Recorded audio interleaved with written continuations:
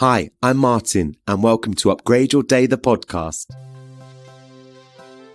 Well, I don't know. I got to the stage where I think the last couple of gigs I had, and I remember they weren't particularly good. And I remember coming off and going, oh my God, they hated me. I couldn't care less. It's caring enough about your material, but not caring about what they thought of you after you left. But I've always said, you always have to read the room. So I am here at the Edinburgh Fringe Festival for the whole month of August. We are doing the Basil Brush family show at lunchtime and the Basil Brush Unleashed and Uncut for grown-up show in the evening. We're having an absolute hoot, but I decided to record some podcasts here with some friends that are sort of popping up every now and then. So the next few will be recorded from here. It might sound a little different this week because I'm on my portable machine, but hopefully you'll enjoy it just as much. And this week I talked to a lovely friend of mine called Carina Macleod, who we talk all about her journey into stand-up, from being an actress, the fact that she's still, her first language is Gaelic, which is really interesting. We talk about her voiceover work and everything about that. We talk about her fibro diagnosis. We talk about how she deals with nerves, being a comic, and just, do you know what, about the language of Gaelic, which I hope I'm still saying correctly. It's just brilliant. It's really interesting. She's so lovely, and I hope you enjoy this and it puts a smile on your face. This is the lovely Carina. Today, I am with a lovely old friend. Well, no, I shouldn't say old friend, should I? A friend of old is how it should be called. Yes, called Carina, and we crikey, so hang on, let me think. First of all, I should say that I'm at the Edinburgh Fringe performing in the Basil Brush Unleashed and Uncut show. We're at the Gilded Balloon and we are in the green room. So if this sounds a bit different to normal episodes, it's because I've got my little mic set up here. You can hear the noise outside. It's very bustling. Today has been boiling in Edinburgh. This is unprecedented, this weather, Carina. I've got a coat. I've not had to use it yet. A coat? You brought a coat? Yes, I've not had to use it. Now, come on, let's think back to how many weeks ago were you basking in 40 degrees? I know, right? But whenever you come to Edinburgh, it always rains. Oh, there's time yet, you're not. I shouldn't say that, I know. should I? Yeah. But this is because we've come from the west. When I say we've come from the west, it's not that far, but I'd like to say Glasgow, but we've now moved to Cumbernauld, slightly east, slightly cheaper, you know. Yeah. It's a cheaper venue, but sometimes gets a wee bit better weather than the west. Oh, okay. But we were basking in 25 today, come east to Edinburgh, and now we're hitting 27. Yes. So I've had to put on factor 50. That's and I'll still burn. Yeah. I'm just not used to it, darling. No. I'm not used to it. But we should mention how we first met. And I'm actually now thinking, how did we first meet? Did you not apply for I put an advert in Mountview for a housemate? Right. So I was in drama school. I needed to move. Yes. And you'd put an advert up. You were doing bits of work at the school, weren't you, or something? And then I met you and I thought, oh, she seems all right. So I've had to cut that bit, listeners, because we got into gossiping. Oh, I know. Love a bit of gossip, I do. We love a bit of gossip. But you come to see the show tonight. It was lovely to have you here. And obviously, I finished drama school. We were both in London. We were both looking for work. We were doing our thing. And we're still here. We're still doing stuff, babes, which is great, right? Yeah, I'm actually filming this week. And for the next 2 weeks after that, I'm filming a new Gaelic comedy series. So, Carina speaks Gaelic. I want to say Gaelic. Why do I want to say Gaelic? Because that's Irish. Oh, that's what I'm thinking, yeah. Gaelic is the Scottish. But it's very difficult for someone from England to go Gaelic. And then it sounds like garlic. Garlic. It's Gaelic. You would say Gaelic. Gaelic. It sounds like an accent, like someone like Gaelic. Is that how you say it? No. Gaelic. Yes. Gaelic. Yes. Not Gaelic. No, Gaelic is Irish. So I speak that fluently. It's my first language. And we're on to the second series of a comedy sketch show called OMC. Now, in English, OMG is oh my God. Yes. OMC literally translates, but it's oh mochrach, oh my goodness. Oh, I get it. So, yeah, I've got a pick-up call at 7:20 tomorrow. I thought it was going to be 6 o'clock. So it's like, oh my God, that's really late. Well, do you know what? I'm really proud of you because, and do you know what? I think it's always good to have a little moment of just patting people on the back, because obviously I met you first 22 years ago, right? And you are still working. And in a business where it used to be 98% are out of work, now it's changed to 99% of the business is out of work. The fact you're still working, I think that's like, I'm giving you a little round of applause. Isn't that great though? Like, do you know what I mean? But I've come to, so you're saying I graduated in 1999. Mm-hmm. So, that's, I can't do my sums. 23 years. Right. So I've been in the business for at least 30, right? And I know I'm at that age. I've got a normal job, but it's not really, when I say a normal job, I've got a job where I work for a charitable organisation, but it's in Gaelic arts. Oh. So I'm still involved in the arts. Yeah. But it's a very flexible job, so I can take 2 weeks holiday and film this comedy series, and I'm still doing things like voicing over cartoons in Gaelic. Now, hang on. I might have got this completely wrong and I might have to cut this out, but didn't you voice over a cartoon character? I'm going to say Peppa Pig. Was it? Well, it's not Peppa herself, but it's George. Yeah. And it's Grandpa Pig. Yeah. And Susie Sheep and Mrs. Rabbit. And I was probably about 7 or 8 voices. Oh, God. And I did get a lot of in fact, I still get a lot of mileage out of it. But because I remember myself and my husband, Alan, we were at a radio recording one night. So I have actually met, it was Morwenna Banks and John Sparks, who were the English Peppa Pigs. The originals, and I went up to them, got a photo with them, and I said, I just want to tell you I do Peppa Pig in Gaelic. But it's really interesting because I've done quite a lot of voiceovers for cartoons, and I've actually, I think she was called Angelina Ballerina. Now, I'm going back, maybe this is when I first started doing voiceovers for cartoons, and maybe about 14, 15 years ago. Yeah. I was voicing over Judi Dench's character. And I bet you've lived off that, haven't you? No, because my favourite is Grandpa Pig in Peppa Pig was Brian Blessed. Gordon's alive. So, I mean, who gets to voice over Brian Blessed? I know. And I'm sure everyone knows about that now. Yes, so there you go. Well, Karina's husband, Alan, is here nodding at this moment in time. The funny thing is you started... Now, when did you start doing stand-up?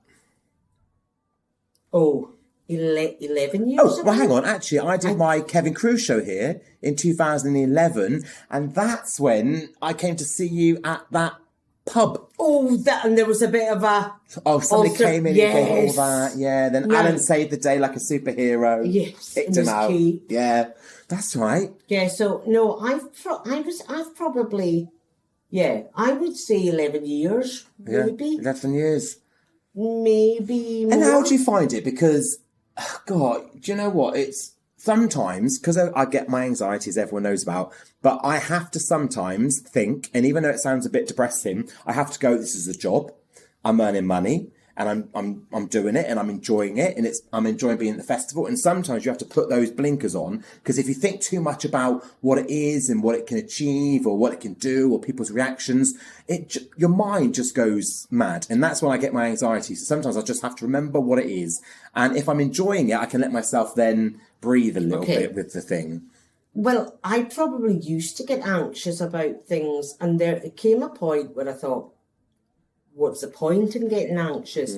But then obviously, just before we went into we obviously went into lockdown in early 2020. And then, of course, Alan, my husband, got sick late 2020. I mean, you know, his timing was just outrageous. Like, we go into lockdown. Yeah, Alan, your timing's awful. I mean, we go into lockdown and he just goes and gets himself leukemia. Yeah. And it's just like, I was like, mate, you know. So when was that into? That was November 2020. November, yeah. And then he's okay now. He's still alive. Yeah. He's sipping on a glass of red wine at the moment. Yeah, so there's all wrong with him now. He milked it. I'm going to have to bleep that, Carly. Oh, I think he's actually watching football on his phone. He couldn't give two to what we're talking about. We're just talking rubbish anyway. So. But I've done very little stand-up since the rules and regulations have relaxed. Yeah. And because I found that there was a lot more important in my life. Yeah. And that I don't need to go begging to promoters for a £50 gig for 10 minutes. And, you know, I found a lot of content. I found a lot of contentment in what I'm doing work-wise, and that have these wonderful opportunities of doing a comedy show, you know, 4 episodes, 3 weeks filming, or, you know, a voiceover over the next 3 or 4 months, which brings in nice extra money. But, you know, I struggled to go back to stand-up. But I watched 30 Funniest Moments, I think, was it with Billy Connolly? And it really got my juices flowing again. Interesting. And I just thought there was lots of things flying in my head. And I thought, yeah, I'm going to go back there. But I think I'll go back. I wrote a show about my fibromyalgia, and that was really actually picking up momentum. Yeah. And then the pandemic hit and I had to cancel a couple of shows. But I think that's what happened. I think a lot of people during lockdown, they went and trained and did other stuff. Yeah. And then I think they realised that they enjoyed that just as much. Yeah. And I remember doing a couple of Kevin gigs and really enjoying it, but then teaching a mindfulness workshop. And I sort of had a bigger buzz from the feedback from that than I did my gigs. And that's when you go, oh, that's interesting. And it's balanced a bit more now. That's sort of balanced. But that's the thing. When you've got something else to do, and it's not all about that performing in that character or the performing arts, when you've got other things, it kind of eases everything else up, doesn't it? So like your stand-up was everything, and you're probably quite passionate about it. But now you're like, but you know what? If it comes my way, it comes my way. If not... I think for me, it's my age as well. I'm coming to that age. I'm 50 in November. And I'm in that category where you're not, you know, you're not young enough, but you're not old enough. Yeah. And so I think it's that there's a void in female actresses, say from maybe 40 to 60, that is a bit unstable. So it's quite interesting because looking at all my castings for the comedy show, old woman, granny, you know, there is very... Alan's laughing right now. I know. And it's fine because... But I know that I can do but I probably could play 40. Yeah. That push. Karina, did you hear Alan out laughing there? Karina, you look about 23 today. I know. I feel about 21. Yeah. Alan, doesn't she look about 23 today? Yeah. Yes. He's nodding while he's watching the football on his phone. All right, but when you were doing stand-up, tell me, because it still terrifies me. A lot of what I do is a mixture of all sorts of stuff. It's more like presenting with Basil. I know, but you've got somebody to bounce off. Bounce off, yeah, which is lovely. But as Kevin, I don't. But again, that's more audience participation and sort of physical comedy. When it comes to standing up with a mic for 5, 10, 15 minutes, that still terrifies me. It's magic. Isn't that weird? And all the stuff I do, you kind of go... I felt like booking a 5-minute slot somewhere and given myself a week to come up with the material. Wow. And because, do you know what? But the thing is, if it doesn't go down well, who gives a because you're doing your thing. But I still can't do it because it terrifies me. No, I got to the stage where, and maybe it's something with age as well, I remember being at the stand. Now, I don't know, the stand is in Edinburgh, Glasgow and Newcastle, and it's quite a prestigious venue, and asked for feedback.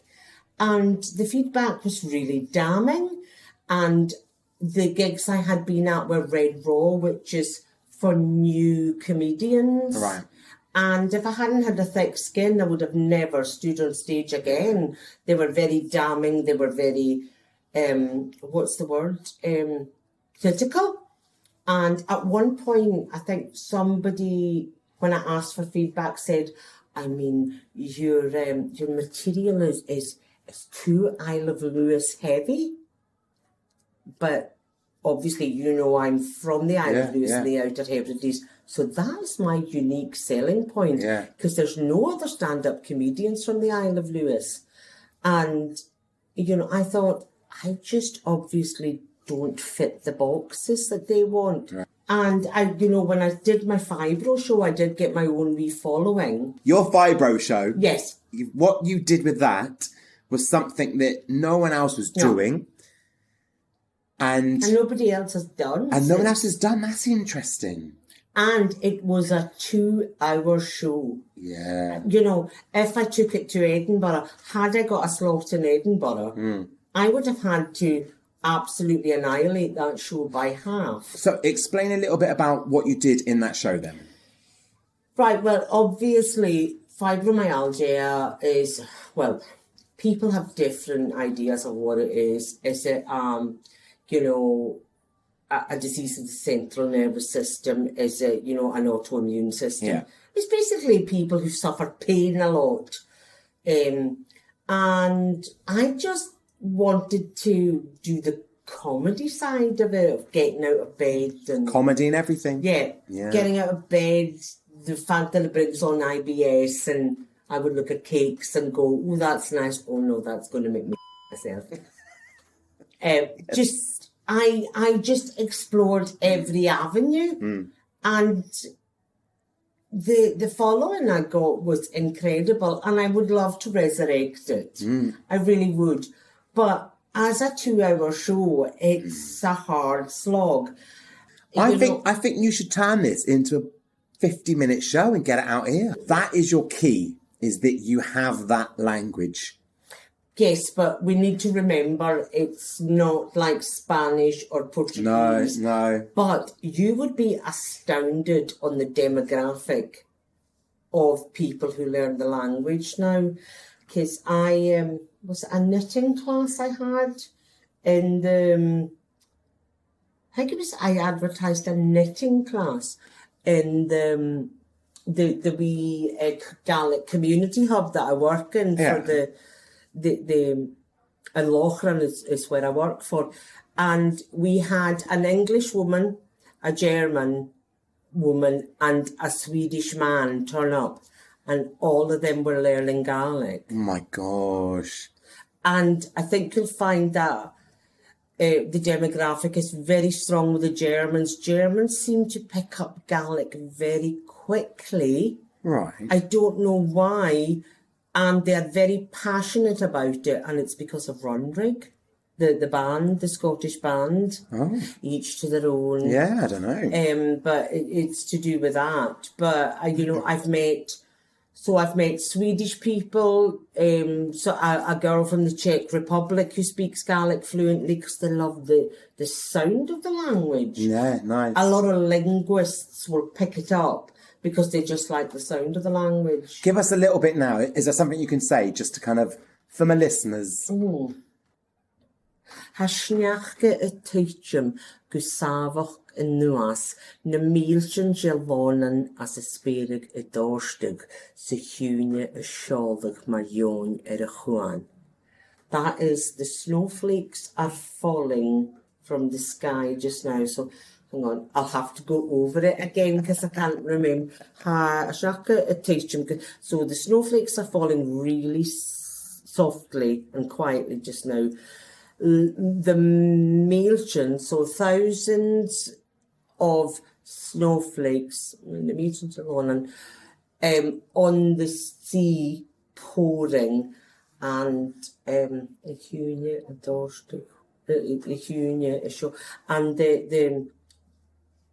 the swell, the swell sailing like a bird on the sea. So does it have extra words? Because you know they say about certain languages where we have one word for something like happy, but some languages they have about 12 different words meaning different levels of happy, and we don't have that at all. No, yes, totally. Right. And we don't have a definitive yes and no. It's, you know, where we go, if you ask a question and we go yes or no. Yeah. In Gaelic, you can't. Would you like to do that? Yes, I would like to do that, but it's all brought in. A statement. Yeah.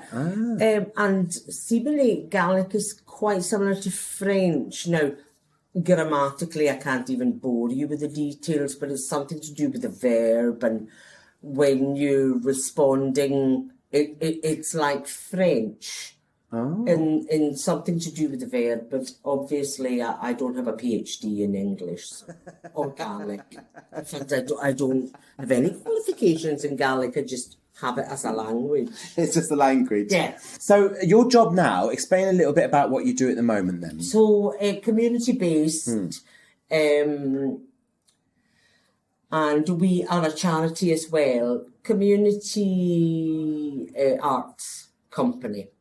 And it's great. So I'm basically, I have a hub in Partick in Glasgow, and it's just about embracing Gaelic and trying to encourage people in the city to speak it. And yeah. And playing devil's advocate. Yeah. Why do you want to encourage people to speak it? What's the reason behind it? Because, well, people say it's a dying language. And I think, well, they say now that, you know, only 60,000 people, 1% of the country speak it. But if you look at something like Duolingo, you know, when you've got 1 million people learning the language, and we now need to encourage these people to come into the Gaelic community. And it's really important for me. You know, I would take, like, I've got 2 brothers. One speaks Gaelic, the other stopped speaking Gaelic, you know, 40 years ago, but he understands everything. Right, good, yeah. But I've got 2 nieces who call it Granny's language. Oh, no, bless. I know. That's sweet. That's what happens, right? Yeah. I think everybody should learn a language at some point. I haven't. I only did what I did at school. And when I went to Crete and lived there, I learned like, hello, how are you? I'm fine. How are you? Yeah, I'm fine. And then most people that you got into that point were like, should we just talk English now? I was like, yes, please.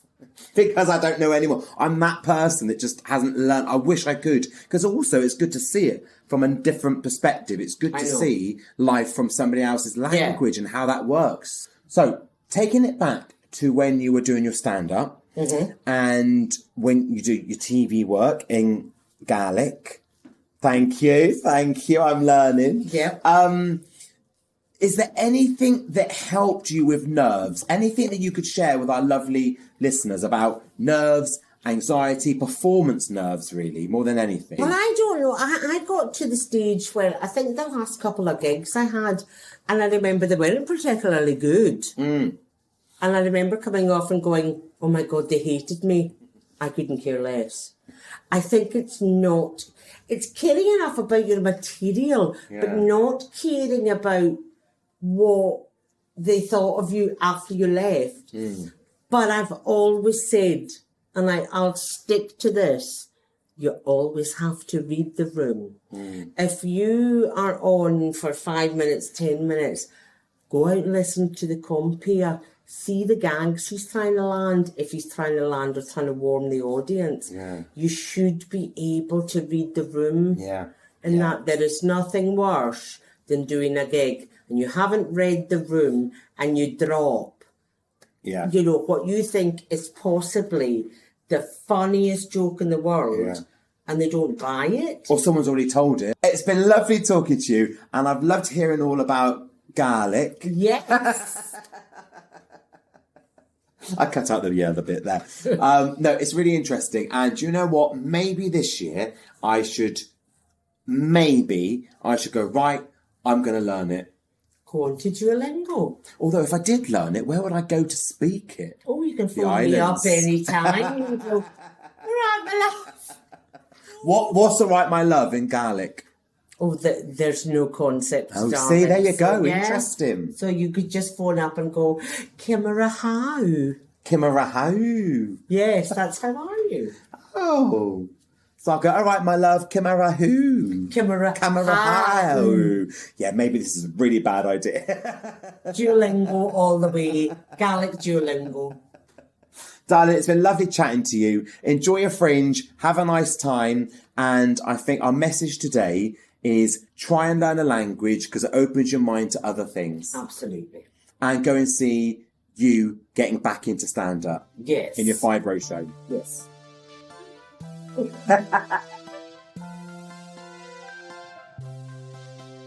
So that was Carina. It was so nice to hear all those bits and bobs about Gaelic. I still struggle saying it. I want to say... what is it I want to say? I want to say Gaelic. It must just be that sort of word that we use more. I don't know. Is that right? I don't know. It's probably just me. I'm useless with words. I always say this, but in Windsor Panto, when I do the shout outs at the end and I'm calling out birthdays, I get names wrong left, right and centre. It's ridiculous. But hey, that's me. Just speaking my truth, people. So I hope you enjoyed that. It was fascinating. I've got a few more little specials coming up from the Edinburgh Fringe. So get ready for the next one. They're released every Monday. I really hope you're enjoying them. I've really enjoyed hearing your messages. You've been emailing in and if you want to, martin@upgradeyourday.co.uk.